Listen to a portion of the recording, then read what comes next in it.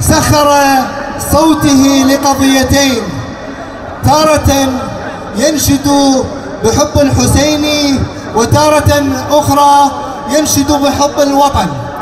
رحبوا معي بالمنشد تقي الحسيناوي.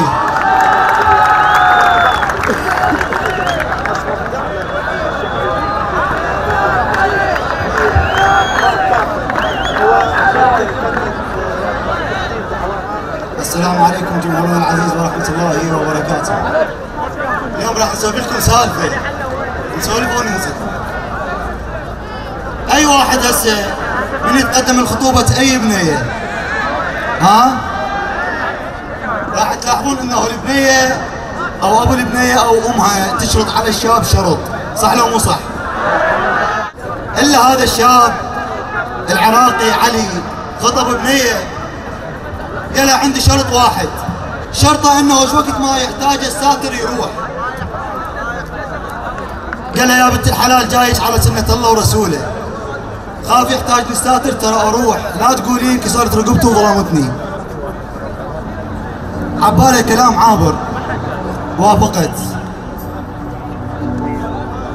حددوا يوم للزواج، يوم الخميس جاء يوم الثلاثاء قالها على شرطنا، راح يتأجل العرس. ليش؟ الساتر احتاجني. قالت ليش تعرفني وحدي؟ قال ما عوج وحدي كان. راح اروح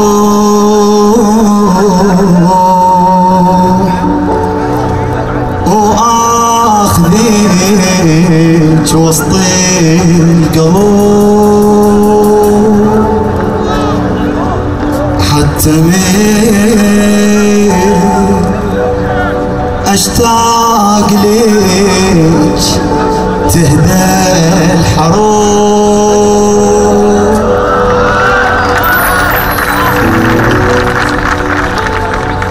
راح اروح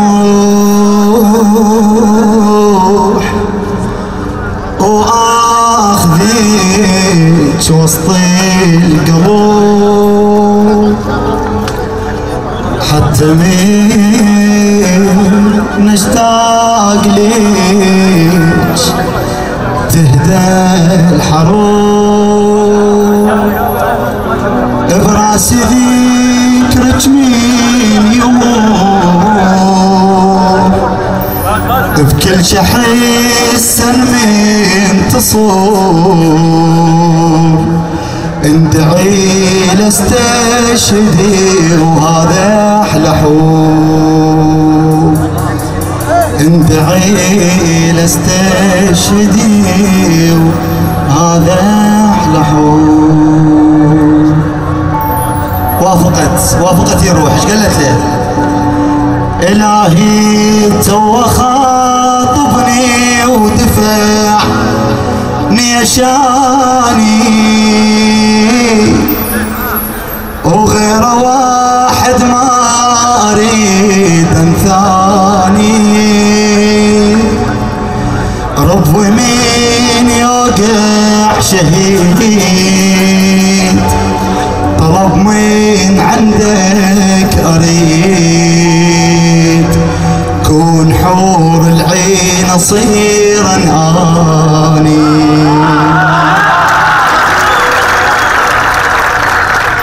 اي واحد من يريد يروح يقولوا له الله وياك ترجع بالسلامه، الا ابوش قال له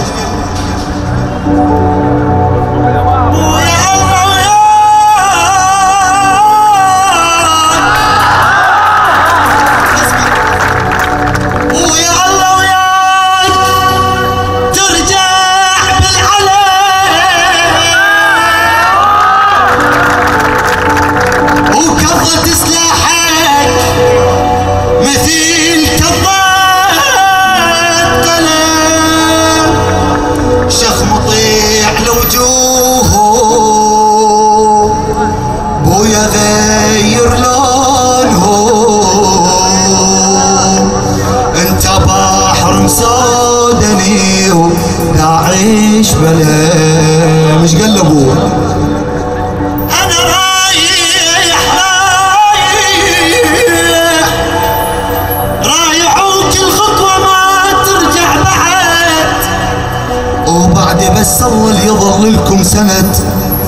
بالعزم شديت النطاق فدوى روحا للعراق انا مو ذاك اللي ترك مرته وشرد. رجع راح قاتل ورجع بس ايش رجع؟ رجع مثل ما يريد ابوه. بمن رجع؟ بمن رجع؟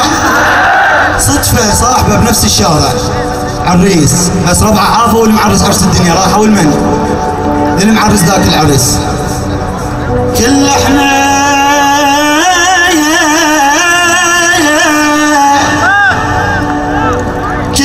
خوت اولاد قولون وحيد وعدنا الشهيد اللي بالحرب ليلة عيد عريس وربع يزفونا والباب الجنة يودونا وللجنة يدخل ويعلي ايد بايد كل احنا خوت اولاد قولون وحيد. اجى الحبيبته بالحلم ايش قالها؟ طبيت للجنة واجا زفان حارية ومن عندهم انا تعذريت وتعجبوا بيا قالوا لي شين هو السبب موقف كبير يبا وعجب قلت لهم انتان الذهب بالجنة ما اخذ فقط بس ديك البنية بالجنة ما اخذ فقط